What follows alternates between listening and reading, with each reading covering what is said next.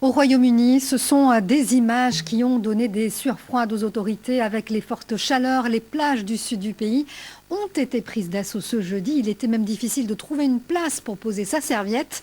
Or, le pays est encore confiné. Les pubs et restaurants ne rouvriront que le 4 juillet. La police a dû intervenir. Jean Barrère. Et sur le front de la recherche, une conférence des donateurs doit s'ouvrir dans quelques heures, une initiative internationale lancée fin avril par l'Organisation mondiale.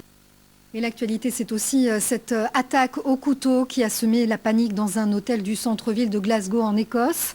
Un établissement qui accueillait des réfugiés. 6 personnes ont été blessées, dont un policier dans un état critique.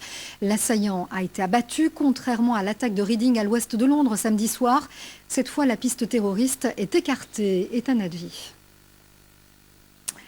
Maintenant, cette question. Et si Washington devenait le 51e État des États-Unis? La Chambre des représentants a approuvé ce vendredi un projet de loi pour donner le statut d'État à la capitale fédérale Washington. Une première historique, saluée par les démocrates, mais qui ne devrait pas aboutir au Sénat à majorité républicaine. Ethan Adji.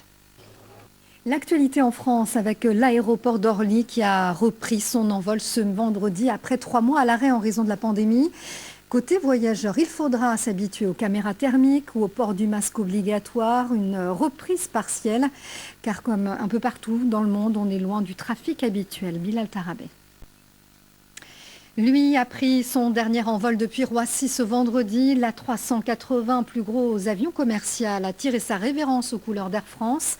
La compagnie française a précipité ses adieux programmés initialement pour 2022 à cause de l'effondrement du trafic lié à la pandémie. Après 11 ans d'exploitation, le gros porteur d'Airbus était peu rentable. Agnès Giraud-Carlier. Et c'est la fin de cette édition. Merci à vous de l'avoir suivi. Le prochain journal, c'est dans 15 minutes. Restez sur France 24.